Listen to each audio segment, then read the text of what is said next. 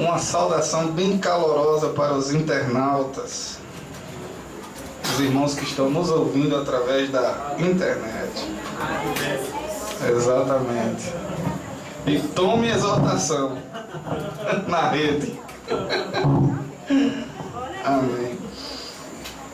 Então estou feliz por ver alguns rostos novos hoje aqui.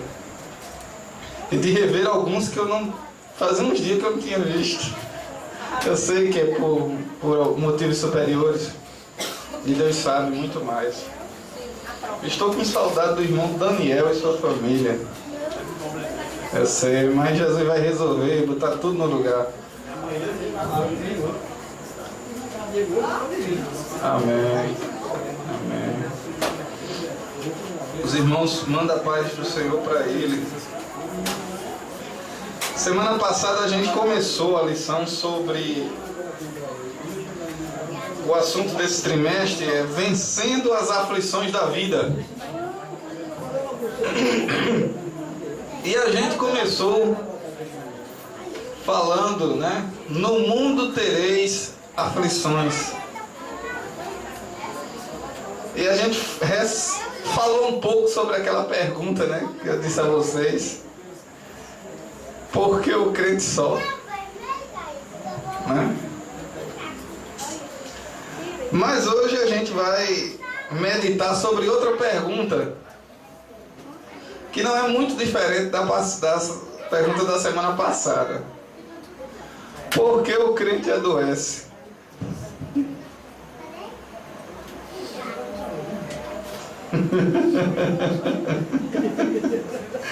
É por isso que eu disse aos irmãos na semana passada que essa pergunta era muito idiota. Por que o crente sofre? Né? Mas existe um monte de gente com esse questionamento. Por que o crente adoece? Né? Mas tem pessoas que aceitam Jesus e acham que deixou de ser humano. Né? Acha que o corpo glorificado ele não precisa morrer, quando a Bíblia diz que o princípio para receber o corpo glorificado é a morte, porque a morte é a grande semeadura, né? Mas a gente vai meditar sobre isso aqui, a enfermidade na vida do crente.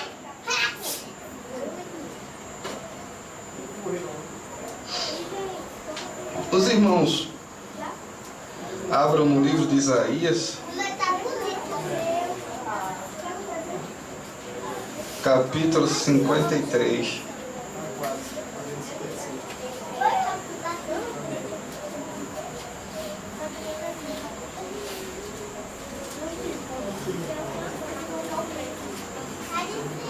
E versículo 4.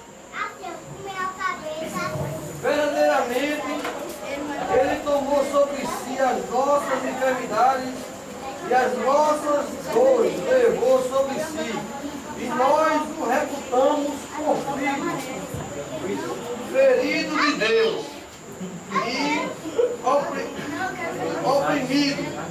Amém. Versículo 5. Mas Ele foi ferido pelas nossas transgressões e moído pelas nossas iniquidades. O castigo que nos traz a paz estava sobre ele, e pelas suas pisaduras fomos sarados. Amém? Amém. Veja só. Esse versículo tem sido usado de maneira distorcida, dizendo que nós, salvos em Jesus, não podemos adoecer. Nem gripe você pode ter, nem resfriado. Porque, segundo a interpretação que dão a esse versículo, homem, se nem resfriado pode, imagine dengue.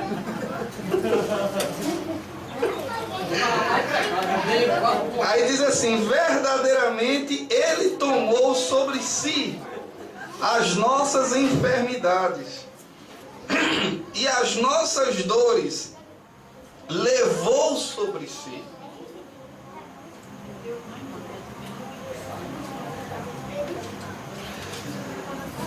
As pessoas fazem uma interpretação dessa forma, porque lá em Mateus capítulo 8, e o versículo 17, Mateus 8, o versículo 17, veja o que é que diz aí. Para que se cumprisse o que fora dito pelo profeta Isaías, que diz: Ele tomou sobre si as nossas enfermidades e levou as nossas doenças.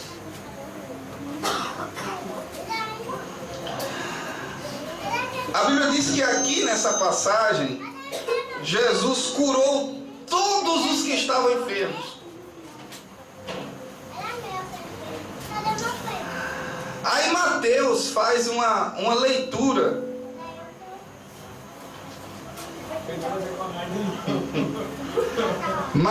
É porque fica muito alto. Pode baixar, não precisa aumentar não. Do jeito que estava, tá bom.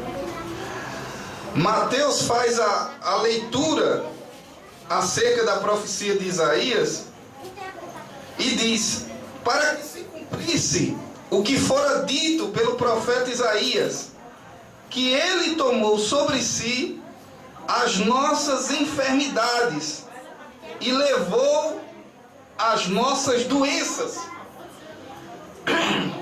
Mas se você vê o que diz Isaías, na verdade, ele não diz que ele levou as nossas doenças. Ele diz: e as nossas dores levou sobre si. Quando Isaías fala que ele tomou sobre si as nossas enfermidades, significa que quando ele se humanizou, e a gente falou a semana passada sobre isso aqui, que quando ele se humanizou, ele ficou sujeito às mesmas coisas que os seres humanos são sujeitos.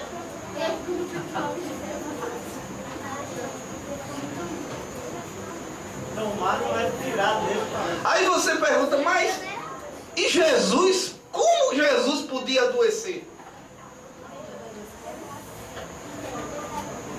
Se a Bíblia diz que ele tomou sobre si. É essa interpretação que fazem, que muitas das vezes a gente lê a Bíblia e a gente não percebe. E é isso que uma vez eu expliquei num texto bem controverso, que às vezes é Deus falando, às vezes é o homem falando e às vezes é o diabo falando. E a gente precisa fazer essa separação quando a gente está lendo a Bíblia, para a gente não pegar o que o homem fala e dizer que é Deus que está falando. Mateus viu Jesus curando os enfermos e fez a leitura daquilo que ele conhecia acerca do profeta Isaías. E diz: para que se cumprisse o que fora dito pelo profeta Isaías, que ele tomou sobre si as nossas enfermidades e levou sobre si, aí ele diz, as nossas doenças. Mas quem está dizendo isso é Mateus. Não foi Deus que disse na boca de Mateus. Foi Mateus. É ele que está dizendo, para que se cumprisse. Foi essa leitura que ele fez. Mas se você vê o livro de Isaías, no capítulo 53, o profeta fala da humanidade de Cristo. Ele diz, porque foi subindo como renovo perante ele, e como raiz de uma terra seca, e não tinha parecer nem formosura, e olhando nós para ele, nenhuma beleza víamos, para o que o desejássemos. Era desprezado e o mais indigno entre os homens, homem de dores,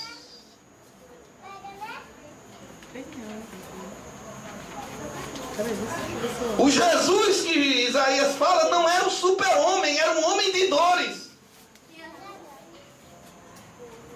Experimentado nos trabalhos. Ou seja, Jesus era como qualquer trabalhador aqui da comunidade São Rafael, que sai para pegar. Porque as pessoas esquecem, só se lembram de Jesus depois dos 30 anos. Não, antes ele teve 30 anos de vida. E viveu como um cidadão comum. Jesus era tão comum. É João Batista. É ele mesmo? E diz assim, de quem os homens escondiam o rosto, era desprezado, e não fizemos dele caso algum. E não fizemos dele caso algum. Aí é que ele diz, verdadeiramente, ele tomou sobre si as nossas enfermidades e as nossas dores. Só que as pessoas fazem a leitura de que se Jesus tomou sobre si as nossas dores, significa que a gente não vai ficar mais doente. Aí se a gente fizer a leitura que Mateus fez, aí a gente vai começar a se perguntar, né? Por que Jesus não curou todos os enfermos da sua época? Será que durante os 3 anos que Jesus passou aqui, será que só morreram? Ninguém morreu? Ou só morreu 3 pessoas e ele ressuscitou? É isso que a gente vai chegar lá. Entendeu? Se a gente começar a fazer essa pergunta, não, ele levou sobre si, então está todo mundo curado, ninguém pode adoecer. E se adoecer, tem que ficar curado. Então, significa que não morreu ninguém. Será que nem todos os cegos foram curados? Ou o profeta estava falando da humanidade de Cristo, de que quando ele se humanizou, sendo Deus, mas se humanizou, ficou sujeito às mesmas coisas dos homens, inclusive às enfermidades. E é claro no versículo 10, primeiro no versículo 8 do profeta, no capítulo 53, olha o que eu vou ler para vocês aqui. Eu vou fazer questão de ler com vocês. E muita gente acho que leu esse versículo e passou por cima, nunca percebeu isso. No versículo 8, da opressão e do juízo foi tirado, e quem contará o tempo da sua vida?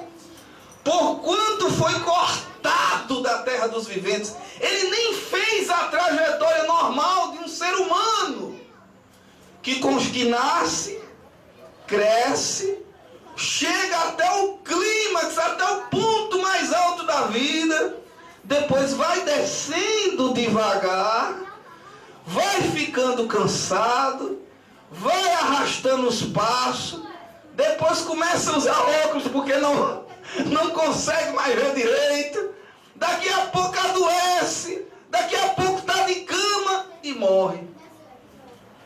Nem isso aconteceu com ele. A Bíblia diz, porquanto foi cortado da terra dos viventes, e pela transgressão do meu povo foi ele atingido, e puseram a sua sepultura.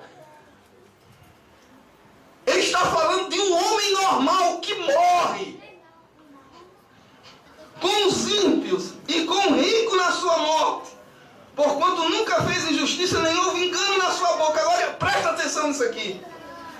Todavia ao Senhor agradou o moelo, como a cana. Quando você chega e diz assim, eu quero um caldo de cana, aí o camarada pega, descasca ligeiro assim, aí passa dentro da máquina, só sai o bagaço do outro lado, mas a cana gostosa vai para você. É isso que Deus fez com ele. De descascou, ele passou na moenda. Glória ao nome de Jesus.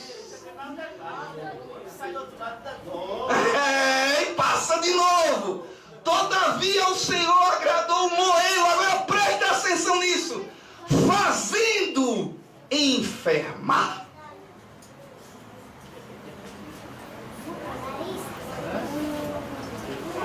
Até ele ficou enfermo.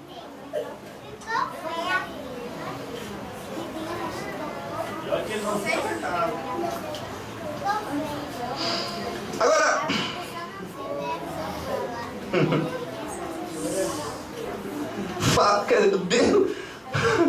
ele não precisava de nada disso, mas Deus fez questão dele passar por tudo isso.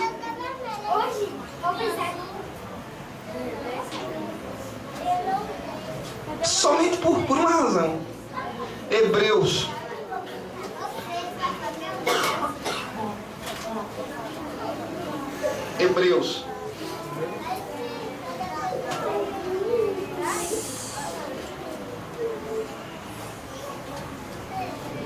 Versículo 15. Capítulo 4, versículo 15 de Hebreus. Pode ler. Porque não temos um sumo sacerdote. Porque não temos um sumo sacerdote que não possa compadecer das nossas fraquezas, porém, em que, como nós, em tudo foi tentado, mas sem pecado. Agradou o Senhor moê-lo, passar na moenda da cana de açúcar de Deus, fazendo inclusive enfermar, somente por uma razão. Porque não temos um sumo sacerdote que não possa compadecer-se das nossas fraquezas, porém um que como nós. É por isso que quando você estiver numa situação difícil, que você estiver se sentindo sozinho, pense nele.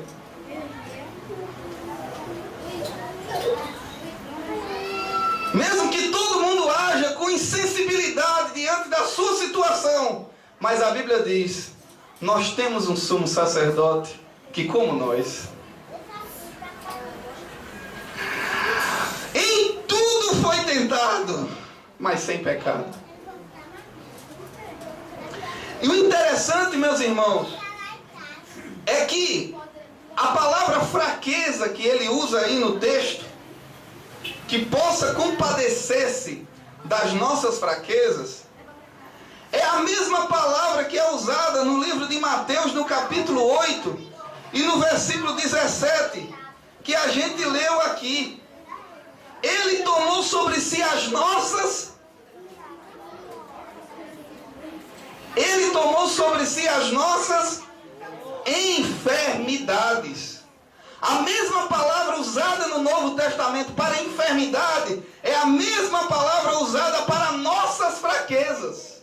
Porque enfermidade e fraqueza no Novo Testamento é a mesma coisa. E aqui vai uma explicação. Em alguns capítulos antes aqui, em Mateus, se não me engano no capítulo 4,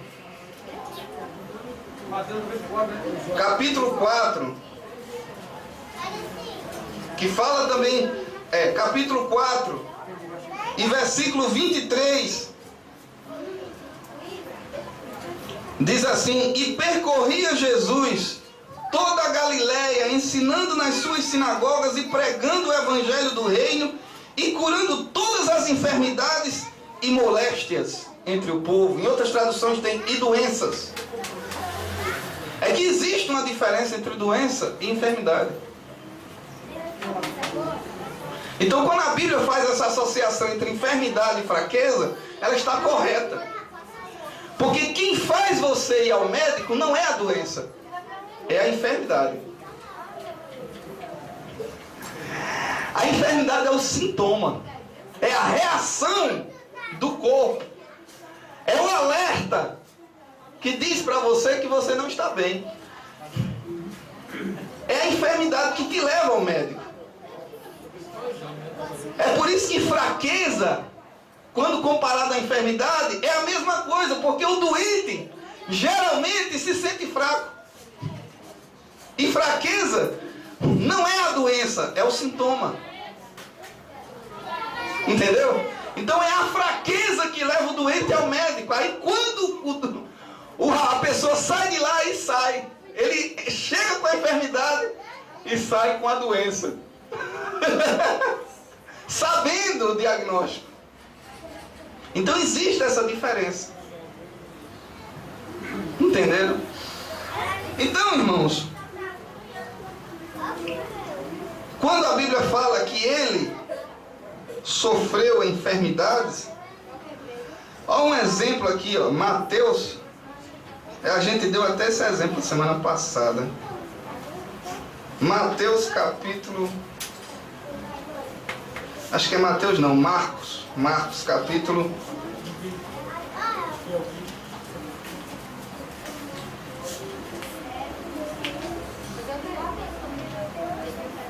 Capítulo 14 e o versículo 34. Olha aí, um exemplo de enfermidade. E disse: a minha alma está profundamente triste, a morte, ficai aqui e vigiai. A minha alma está profundamente triste até a morte. Isso é um exemplo de uma enfermidade profunda, que alguns chamam de depressão. Profunda depressão, em que você sente o contato. A pessoa que sente esse problema de depressão, se não houver um retrocesso, não houver um retorno, é a solução, porque o depressivo, ele não quer se matar. Ele quer matar a enfermidade, a dor, a doença que está dentro dele. Ele quer se livrar da doença. Mas como não existe uma outra alternativa, então a tristeza é tão profunda que chega a ele dizer: não, a única solução é a morte.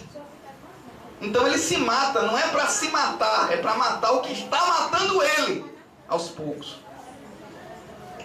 Então esse é um sintoma de enfermidade. E Jesus teve. E a reação foi tão terrível que o corpo dele começou a suar o quê? Sangue. Agradou o Senhor a moê-lo.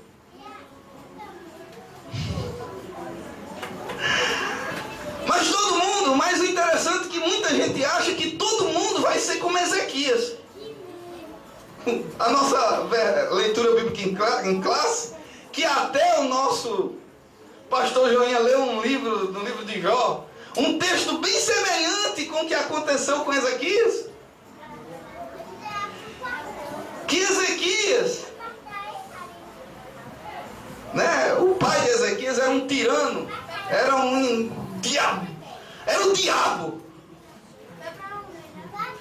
Fechou as portas da casa de Deus, fez e aconteceu. Mas Ezequias, sendo filho, não aprendeu, pelo contrário, subiu e começou a fazer totalmente diferente. A Bíblia diz que ele restabeleceu o culto na casa de Deus.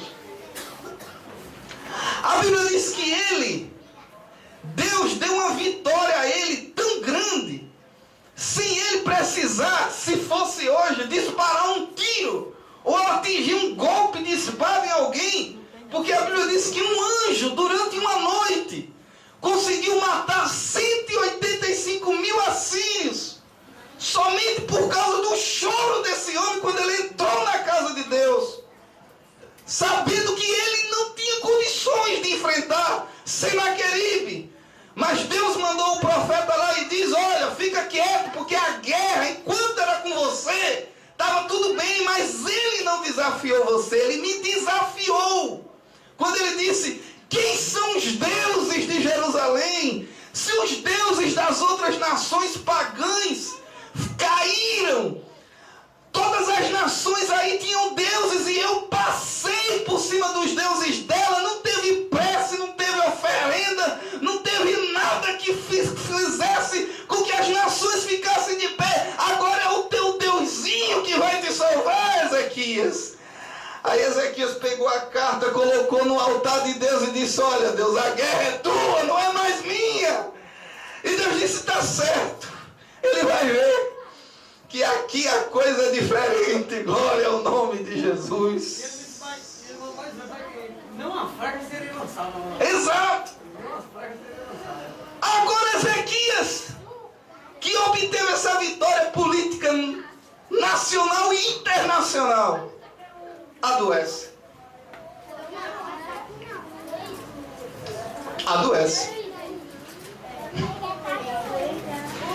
E aí, quando ele adoece, aí chega um profeta na casa dele e diz, olha, põe a tua casa em ordem, despede do teu pessoal aí, porque tu não vai se levantar dessa não.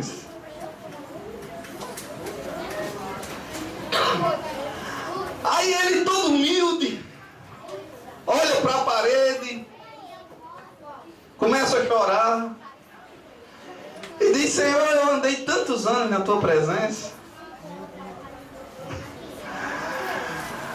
Aí o profeta já estava, o profeta não tinha nem colocado o pé na rua, ainda estava no pátio da casa. Agora vocês veem a situação do profeta, que deu uma mensagem, e agora, quando chega no pátio da casa do rei, escuta Deus dizendo, olha, vai lá dizer outra coisa. Tem que ter certeza do que Deus está falando para poder falar isso. E olha, diga a ele que eu vi as lágrimas dele e que eu vou acrescentar mais 15 anos de vida.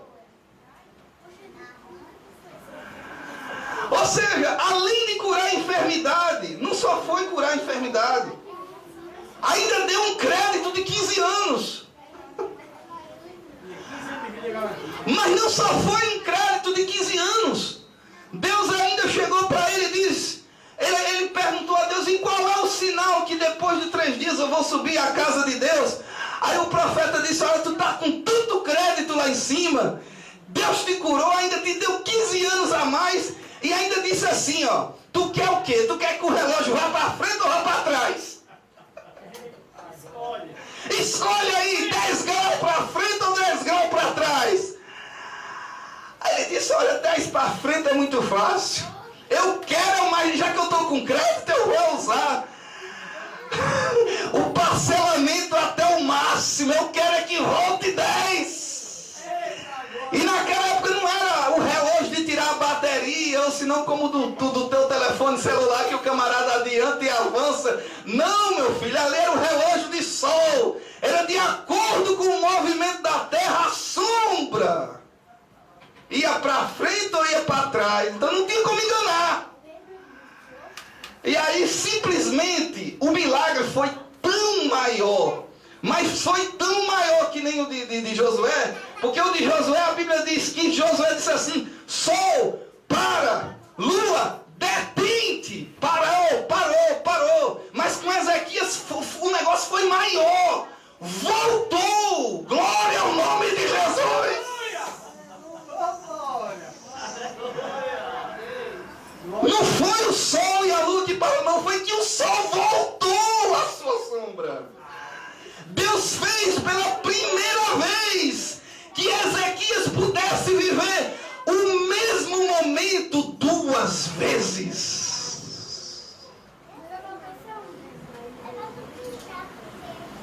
Aleluia! Mas vamos ver um negócio. A história não está tão bacana, está tão boa? Vamos ver. 2 Crônicas.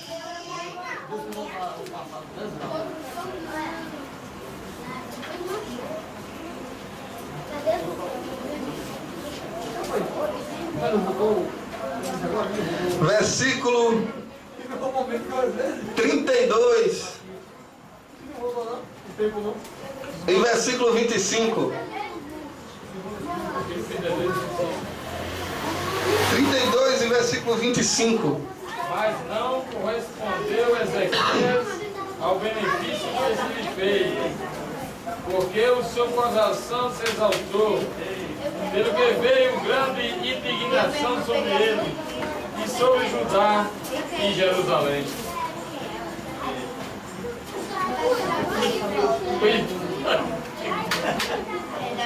Mas, meu irmão, você quer o quê? Deus queria que ele descesse à sepultura e que fosse mais para perto dele naquele momento.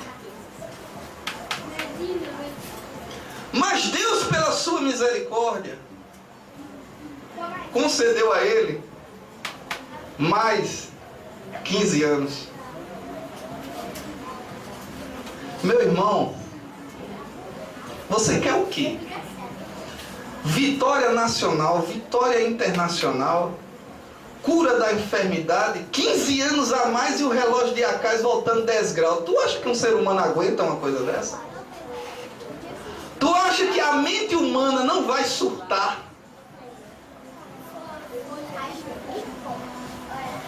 O camarada é consagrado a porteiro.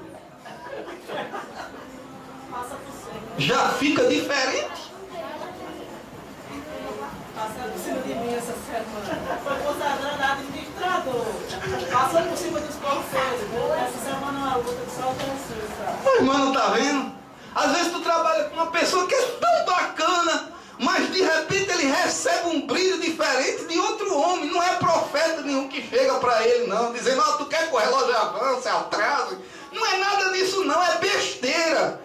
É que nem dá um brinquedo, um carro novo da Estrela para uma criança e o camarada já fica.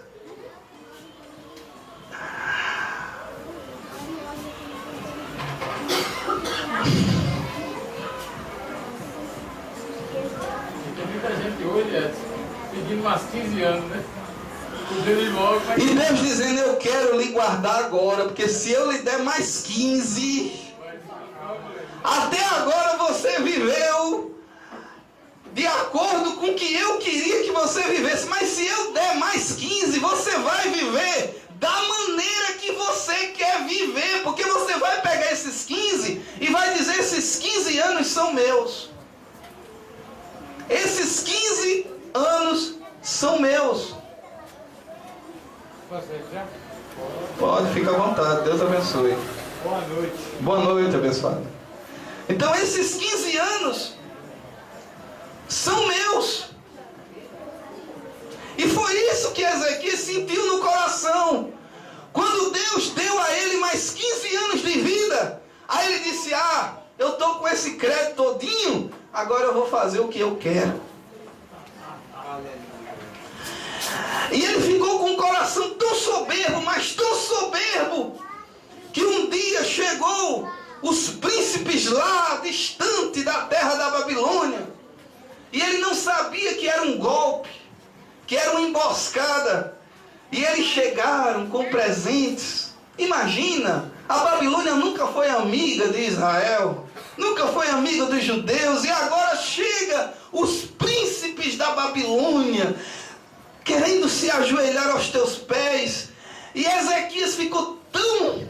Disse, até meus inimigos estão se ajoelhando, estão aqui reconhecendo o meu poder. Não é isso? Não é o sonho de muita gente aí? Não é muita nessa palavra que muita gente está recebendo? De que Deus vai colocar teus inimigos debaixo dos teus pés? Mas se Ele fizer isso, significa que você vai pegar uma corda e se enforcar com ela mesma. Porque foi assim que aconteceu. Eles chegaram com os presentes e Ezequias, abobalhado, com o coração soberbo, inchado do orgulho, disse, olha, venham cá que eu quero mostrar meu ouro, minha prata, tudo que tem escondido, todo o meu segredo. Olha, vocês não têm não, mas aqui eu tenho. E mostrou tudo que ele tinha.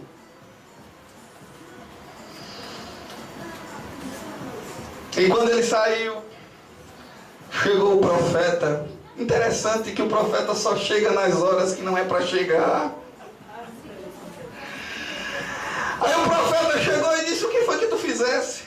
Aí eu mostrei para todos eles. Ele disse: ah, pode, tá bom. Você mostrou. Eles vão vir aqui, vão tomar tudo que você tem. Agora Deus é tão misericordioso que não vai ser enquanto você estiver vivo. Agora teus filhos serão lavados e castrados em Babilônia e servirão como eunuco no palácio do rei.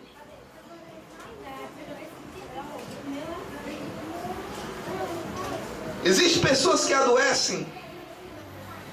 Eu acho que vocês já escutaram isso. E as pessoas ficam orando: Jesus, cura, cura, cura, cura, cura, cura, cura, cura, cura, cura. E Jesus cura. Mas de repente passa o tempo e você vê o que acontece lá na frente. Que a pessoa faz como Ezequias. O coração começa a viver de outra forma. Porque Deus queria levar aquela pessoa naquele momento.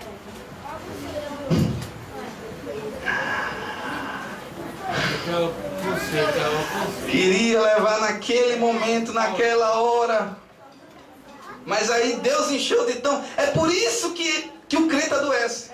É por isso que é preciso haver a enfermidade. É por isso que precisa haver enfermidade.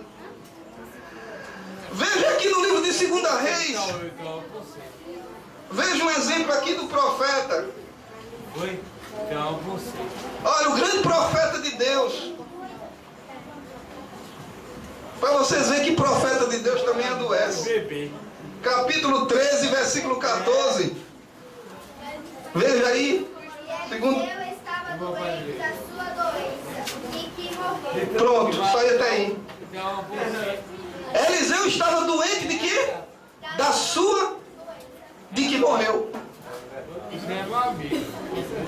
Interessante. Elias foi arrebatado numa carruagem lá, com carros e cavalos de fogo no redemoinho. Recebeu a porção dobrada do mesmo Espírito que Elias recebeu. Mas o fim de Eliseu, a Bíblia diz, e Eliseu estava doente da sua doença de que morreu. Como todo mortal, foi adoecendo. Como hoje o ilustre que faleceu, agonizou por 13 anos, como todo mortal, independente das suas falhas e dos seus acertos. Alguns veem como castigo, outros veem... Não, gente, é porque é um ser humano. Adoece.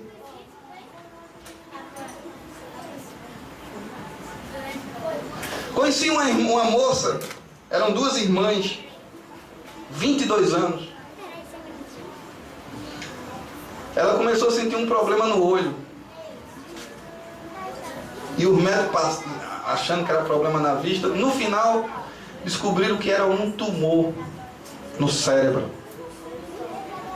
Imagina aí uma jovem de 22 anos, solteira, sem filhos, começando a sua vida profissional, uma família crente, abençoada, e de repente descobre que a sua filha está com câncer no cérebro.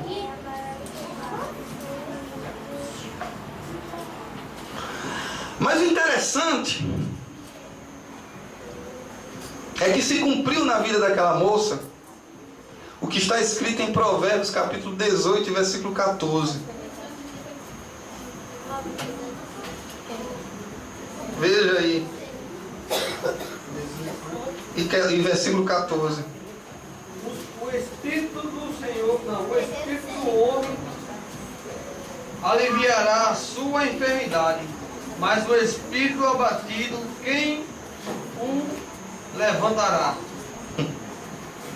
O Espírito do homem aliviará a sua enfermidade, mas é o Espírito abatido, quem o levantará? Aquela moça, as pessoas chegavam lá e já ficavam, porque como era que você ia? O que é que você ia dizer para uma moça de 22 anos presa numa cama, sem ver? Lá emagrecendo, você vendo ela definhando, e você sair da sua casa com a Bíblia, para dar o quê para uma pessoa dessa? Falar o quê? Mas o grande milagre, a grande maravilha que aconteceu é que quando as pessoas chegavam lá, ao invés das pessoas levarem alguma coisa, elas eram quem traziam.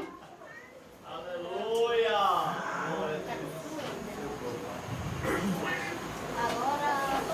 E ela morreu, faleceu, está guardada com o Senhor, e um dia nós vamos nos encontrar.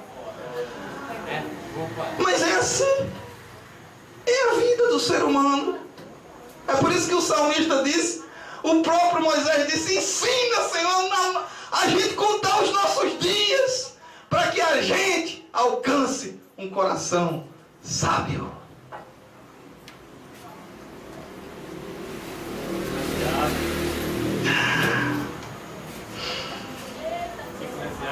Mas não, os crentes de hoje não adoecem. Os crentes de hoje é a prova de bala. Anda tudo com um colete espiritual. Se não atinge, bala perdida não pega. Não acontece nada, porque quando esse pessoal entra nesse evangelho, vira super-homem. A Bíblia diz que Eliseu morreu. Aí chegou o pessoal, vinha de uma guerra, pegaram um soldado morto, jogaram em cima, lá numa sepultura, ninguém sabia nem se era a sepultura de Eliseu. Jogaram numa sepultura lá, o corpo do homem bateu nos ossos de Eliseu e deu um pinote. Ficou vivo de novo. Mas os ossos que tinham são continuaram lá.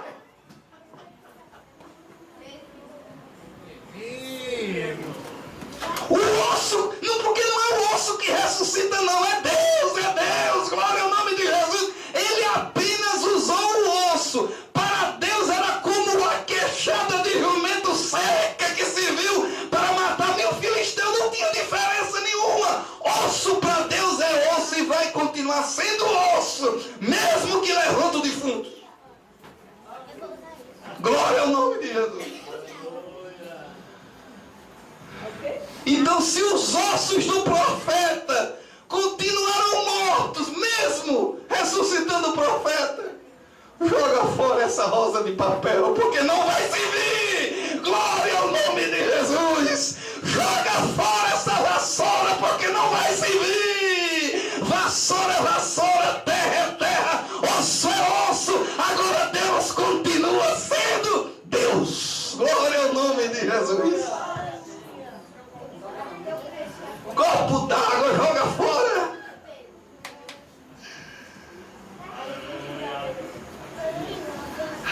Meia? Tem a meia na meia agora. Tem a na meia agora, tá na Bíblia. Joinha, eu vou concluir aqui. Glória a Jesus. Veja aí, livro de João, capítulo 8. Capítulo 8 não, capítulo 5.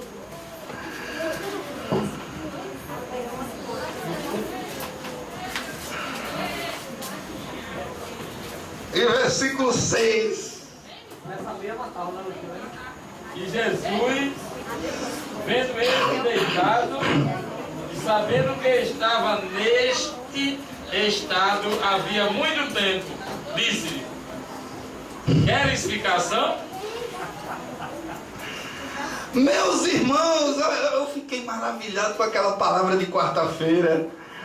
Pedro dizendo para Jesus: pare de sofrer.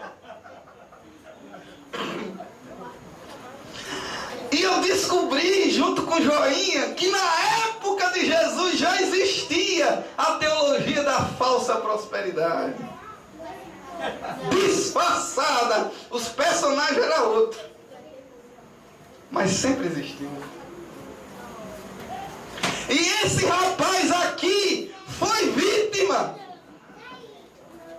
dos macedos da época. A enfermidade dele. A Bíblia diz, Jesus lá na frente disse, olha, não peques, mas para que te não suceda algo pior. O que Jesus estava querendo dizer? Era que ele estava enfermo porque pecou? Não. Da forma que eles pensavam? Não. Porque da forma que eles pensavam, que os Macedos, os Valdemiros e companhia da época pensavam, eles diziam, até os discípulos estavam contaminados com essa doutrina. Tanto que quando viram o cego lá no tanque de Siloé, disseram, foi ele ou foram os pais dele que pecaram? Não quiseram nem saber, eles estavam tão fechados para a situação do necessitado que eles não tiveram nem um pingo de misericórdia. Eles queriam era saber do passado do homem, saber qual era a maldição hereditária, qual era o tipo de regressão que tinha que fazer até o ventre, até o embrião, para saber a causa da cegueira, qual era o pecado. Só que esse rapaz, e eu vou dizer uma coisa, que a maioria das nossas enfermidades, a culpa é nossa. O modo de estilo de vida que a gente vive, a alimentação que a gente tem, a maioria das nossas doenças, não é Deus que quer nos provar, não. É a gente que através de um modo de vida desregrado, de alimentação, num mundo onde tudo é enlatado, onde tudo é fast food, é rápido, é micro-ondas, ninguém tem tempo nem de mastigar. Tem que engolir, a comida dessa atravessada, o coitado do esôfago, fica dessa grossura. Estrangula o intestino, estômago. Aí depois a pessoa adoece, aí diz, não, é o Senhor. Não, filho, é você. Foi você que procurou essa enfermidade. Você sabe o que é saudável, você sabe o que é natural. Você já viu Adão chupando pirulito? Comendo cachorro quente? Não. Então a gente não gosta dessas coisas. Então, graças a gente não gosta. Então a gente vai pagar o preço dos gostos e das coisas que a gente faz para saciar a nossa vontade. E quando a gente estiver doente, aí não, Jesus me cura. Ele pode até curar, mas se ele quiser. Mas as tuas taxas de colesterol e outras coisas mais, foi aquilo que tu plantou lá no passado. Então a responsabilidade é sua. Porque você não nasceu com colesterol, nem com diabetes, nem com nada disso. Foi você que desenvolveu. Quando a gente diz a um paciente, às vezes quando chega, vai explicar a ele a dieta, ele diz, mas se eu comer o novo, se eu não comer o outro, então pronto, então morra doente. Morra sofrendo. Esse paralítico desenvolveu algum tipo de mania que levou ele à doença. Se fosse hoje, poderia ser fumo, poderia ser bebida, poderia ser qualquer coisa. Mas ele desenvolveu alguma coisa que deixou ele prostrado. Talvez ele não fosse nem paralítico, Tagino. Talvez ele nem fosse paralítico porque tinha problema nas pernas, ou na coluna, na cervical. Era porque ele desenvolveu até, quem sabe, uma profunda depressão, qualquer coisa, que deixou ele prostrado. Se levantar. E a gente vê isso quando Jesus diz assim, e vendo este deitado e sabendo que estava neste estado, havia muito tempo. E aquele homem, como um judeu, o primeiro trauma que ele tinha é que ele tinha uma obrigação de estar nas festas de Jerusalém. E mas como era que ele podia? Primeiro, que ele não podia ir por causa da doença. Segundo, porque era doente. Primeiro, não podia ir porque era doente. Segundo, não podia ir porque doente não entrava na festa. Então olha a situação, a própria família dentro de casa, ao invés de incluir, excluía.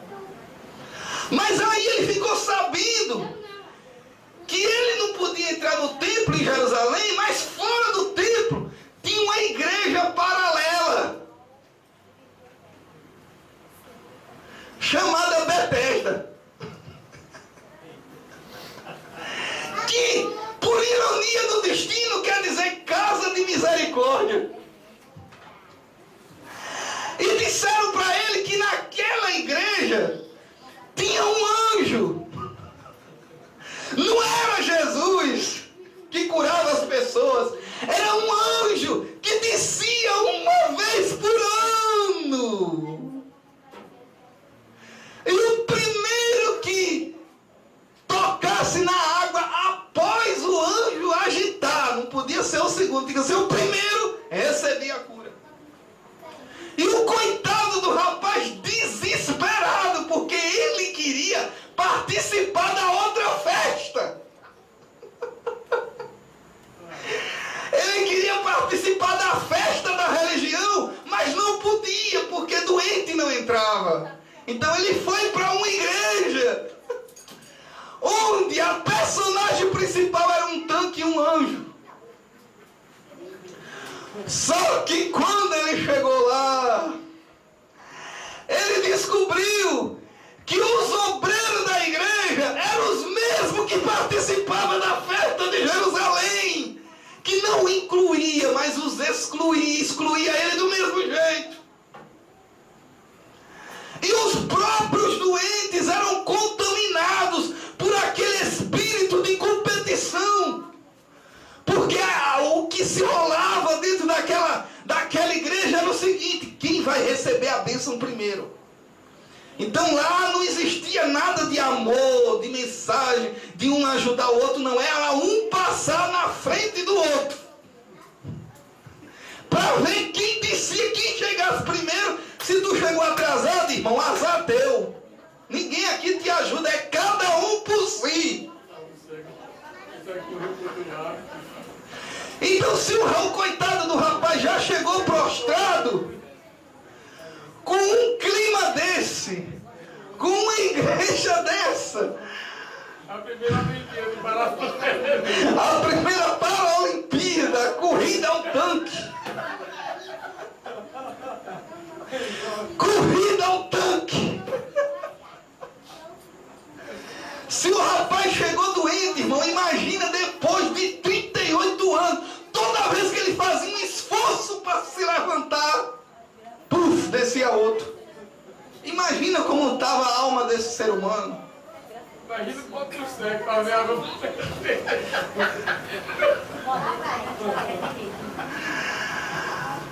A gente ri assim, mas se a gente ligar a televisão, a gente vê a mesma coisa. É o mesmo tanque, é o mesmo anjo, é a mesma mentira, é a mesma tradição contada, e as pessoas, cada um querendo se arrastar para chegar, mas sempre desce outro. Interessante. Não é para todos. Não tomou sobre si todas as nossas dores, mas porque só um grupo recebe e outro fica prostrado simplesmente porque não tem ninguém para ajudar.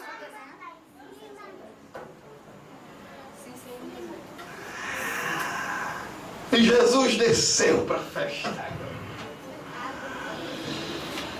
Jesus nem estava na igreja dos religiosos, nem na igreja do tanque.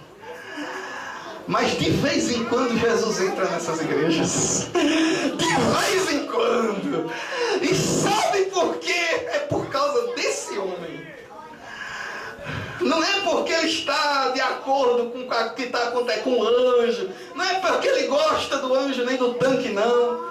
É porque nessas igrejas tem alguém deitado há 38 anos. Que a doença não é nas pernas, é na alma. Já se passou tanto tempo, joinha, que ele está acostumado com a doença.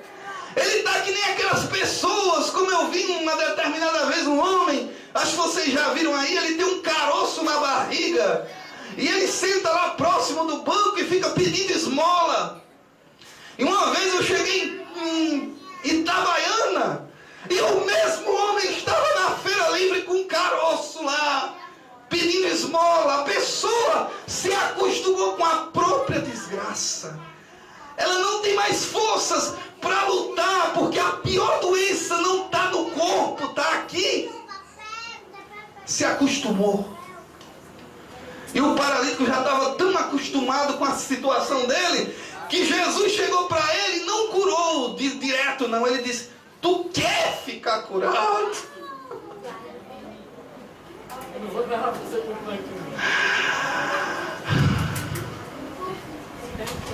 Você quer ficar curado mesmo? Para que você quer ficar curado? Te contaram até hoje que a solução era o anjo, era o tanque, era essa igreja, e tu nunca saísse daí, continua aí. Mas tu quer ficar curado de verdade?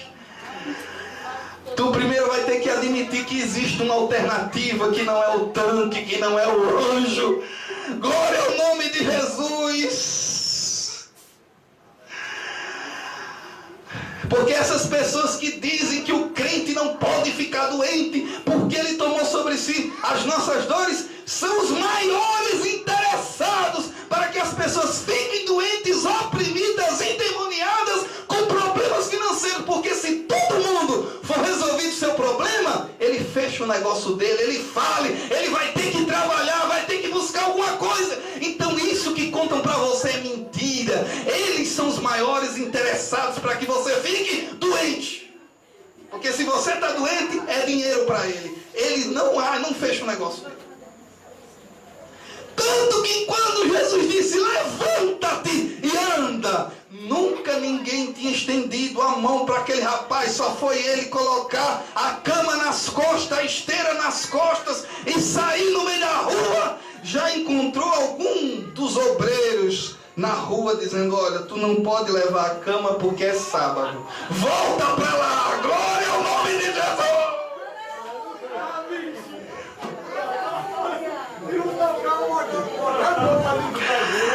Mas quem é curado por Jesus tem certeza do que recebeu. Eu não fui curado por um copo d'água, não. Ele disse: olha, quem me curou é maior do que você. Glória ao nome de Jesus. E me disse: toma a tua cama e vai para a tua casa. Que Deus os abençoe. Aleluia! A ovelha vai sair. Olha a ovelha. Vai levando a cama. Que coisa maravilhosa, né, irmã Fabiana? Que coisa maravilhosa. Coisa linda, linda de Deus. Aleluia. Deus é tremendo. Deus é tremendo. Existe o bom.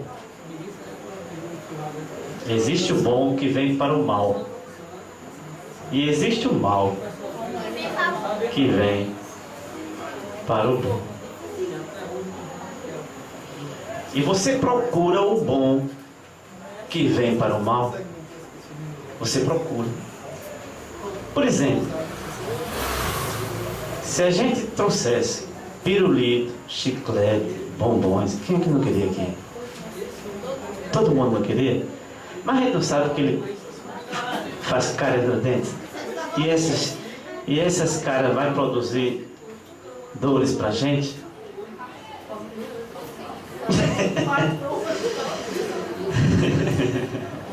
Mas a menina disse já de solução aqui. Mas você percebe que a gente procura o bom, mesmo que vem para o mal?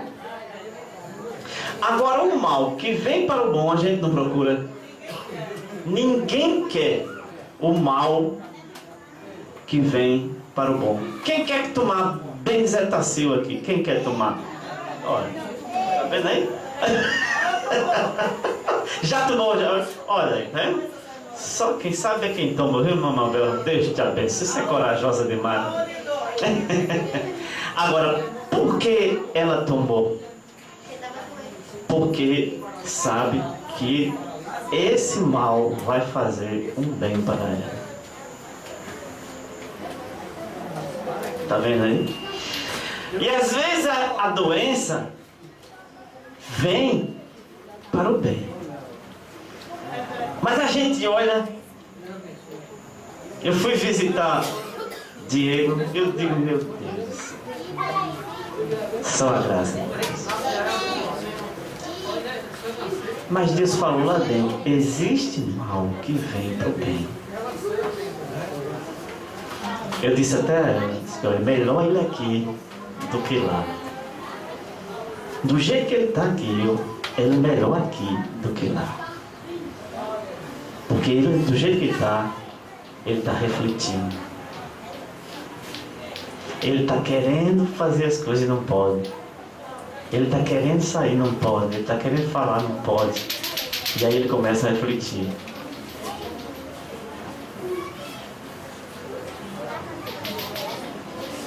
Deus corrige a quem ama. Entendeu? É por isso que ele está passando por correções. Porque Deus não quer ver o fim dele do jeito que ele estava. Essa semana eu tive uma experiência parecida. Profunda, né? Eu fui trabalhar na segunda-feira, eu estava bem, 4 horas da tarde eu comecei com uma febre que me levou no decorrer da semana todinha, eu ficava doente, ainda estou até me batendo, mas foi para Deus me mostrar o inimigo que eu nunca imaginei que aquela pessoa Que enfrentar. estava armando A cilada. e quando foi na terça-feira, quando eu fui trabalhar, essa criatura ligou pro meu chefe e disse que eu não fui, não tinha ido, e o meu chefe Começou a mostrar as estava unhas. preparando para me prejudicar. Pois é. E Deus, assim, o mal, eu pensei que era o mal, essa doença, mas foi Deus me mostrando realmente quem é isso, os amigos. É verdade. Foi para, assim, às vezes a gente tem que entender que a doença, a enfermidade sim, é para mostrar, é Deus querendo mostrar alguma coisa a você, não só é só para você parecer. Isso. Que Deus não quer que essa doença fique doente parecer. Mas ele quer trabalhar em algum plano, em É uma área da nossa vida. Agora, irmão Edson. E eu vi assim, enquanto ele é bom, mas assim, ele é tão bom que ao mesmo tempo mostrou a minha chefe, Deus, o próprio Deus, mostrou a minha chefe que tudo que ele falou, tudo que ele indicou, Ela conversa. Viu, Edson? Eclesiastes 9:2 diz assim: tudo sucede igualmente a todos. Tudo sucede igualmente a todos. Se você é crente, tudo sucede a você. Se você não é, tudo sucede a você. Se você é justo, tudo sucede a você. Não é a justiça que vai te livrar. Se você não é justo, tudo sucede a você. Você é um ser humano.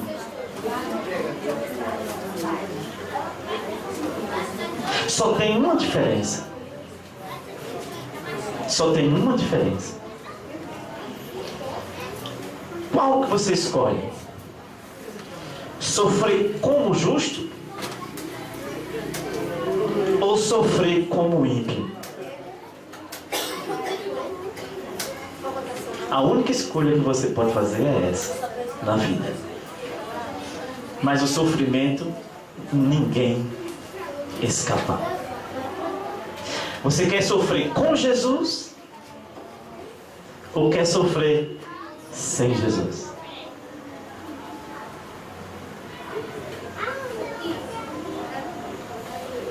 Saiba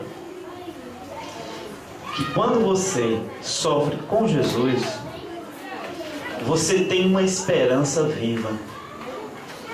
de que a qualquer momento ele pode dizer assim: você quer ficar santo?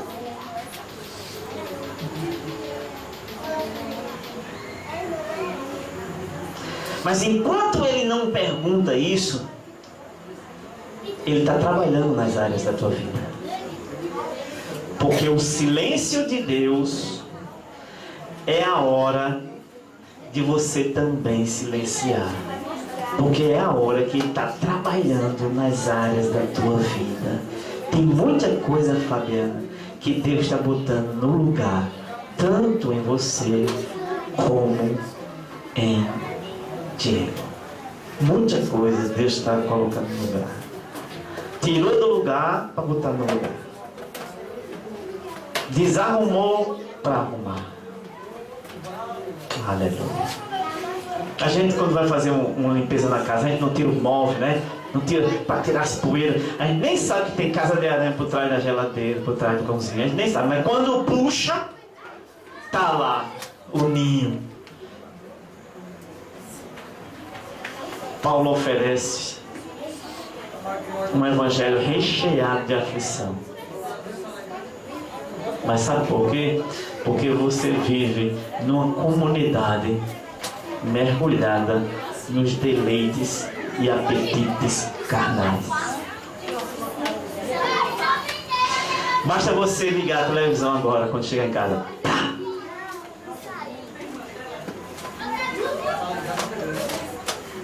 Pronto, basta isso. Liga a televisão em casa. A tua carne sobe 100 graus. É por isso que Paulo chega ao desespero de vida. Fomos sobremaneiras agravados. Sobremaneira. Mais do que podíamos suportar. Não porque a gente fizesse, mas porque o grau de pecaminosidade do mundo é quem está crescendo. Por se multiplicar a iniquidade, é que eu esfrio no amor. Não sou eu que estou multiplicando a iniquidade. Mas por o mundo se multiplicar a iniquidade, a injustiça, a perversidade, a imoralidade, é que eu sofro. É que eu tenho que suportar toda essa carga de tentação na minha carne. Aí eu vou sofrer aflição.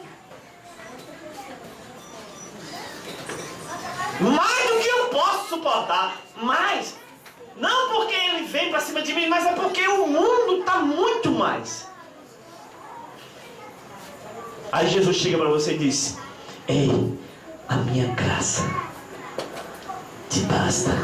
Porque o meu poder se aperfeiçoa na tua fraqueza e na tua fragilidade. É por isso que nós devemos dar graças a Deus por nossa fragilidade. Porque a gente sabe que na nossa fraqueza, o poder de Deus vem e nos socorre. É aquele voo da água com o filho que está já caindo e lá, leva para o Nilo. O meu poder chega na hora. Aí quem está em coma, sai de coma, vai lá. E vou dizer uma coisa. As pessoas, eles têm um retrocesso no seu processo do que você está passando, porque eles estão refletindo. Eles estão decidindo algo. Eles estão entrando em acordo. Porque a senhora sabe que a pessoa em coma, a pessoa escuta, a pessoa pensa, reflete. É ou não é? É ou não é? Aleluia. Tudo funciona. Aleluia. Você quer que o poder de Deus se aperfeiçoe na sua vida?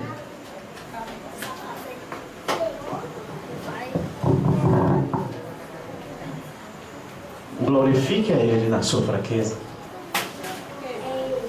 Glorifique a Deus na sua fraqueza. Que o poder de Deus vai ser forte na tua vida. Amém. Glória a Deus. Quando você estiver fraco, glorifique. Mas Deus, eu não posso. Graças a Deus. Aí o poder de Deus. Levanta teus braços, as tuas pernas. A motivação te levanta. Deus começa a puxar você em cima da cama. Você sai do coma. Porque na sua fraqueza você exalta o Senhor. Senhor, chega aqui, eu não posso mais. Move o impossível.